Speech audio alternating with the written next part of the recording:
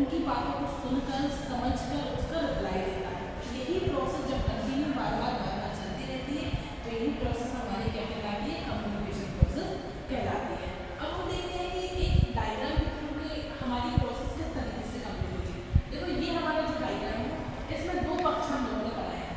एक ये वाला हो गया हमारा सेंटर का, ये हो गया हमारा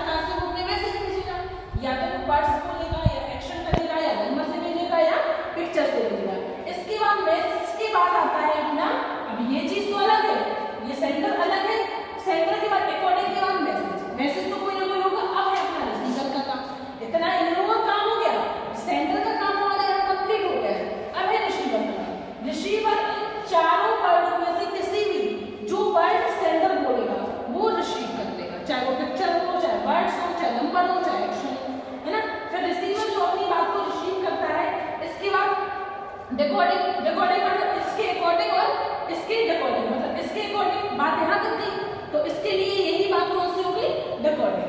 फिर है अपना अंडरस्टैंड मैसेज, फिर एक्सप्लेन। देखो सीधी सी बात है कि रिसीवर अपनी बात को रिसीव करेगा, सुनेगा।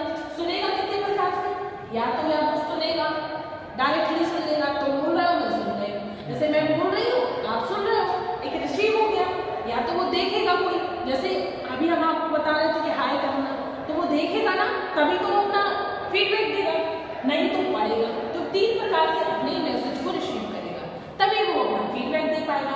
इसके बाद देखो रिसीवर ने तीन प्रकार से अपनी बात को रिसीव कर लिया, है ना। इसके बाद डिकोडिंग के अकॉर्डिंग मैसेज आया वो इसके लिए रिकॉर्डिंग है। अब उसने मैसेज तो ले लिया, मैसेज तो उसने तीनों तरीके से ले लिया, अंडरस्टैंड यानी समझना, जब समझ जाएगा वो तब वो एक्शन करेगा। जैसे हम आपसे कह रहे हैं हैप्पी बर्थडे, देखो अपन एक बात यहाँ से लेते हैं हैप्पी बर्थडे, दिमाग में सोचा हैप्पी बर्थडे, इन 4 तरीके से मैंने ये तरीके से बोल दिया हैप्पी बर्थडे। यहाँ मैंने देखा इसके अकॉर्डिंग मैसेज हमारा क्या था हैप्पी बर्थडे, शब्द हमारी क्या थी वर्ड, मतलब यहाँ से हमने क्या लिया वर्ड, रिसीवर ने रिसीव किया क्या बोला हैप्पी बर्थडे, चलो इसके अकॉर्डिंग आया, समझ गए हैप्पी बर्थडे, एक्शन यानी थैंक यू, एक्शन यानी थैंक यू। अभी हम आपको इसी जगह पे हैप्पी बर्थडे की जगह गालियां दे देते तो एक्शन क्या होता रिप्लाई में गाली, अंडरस्टैंड है ना। फिर इन दोनों की जब बात मिलती है तभी हमारा क्या बनता है फीडबैक।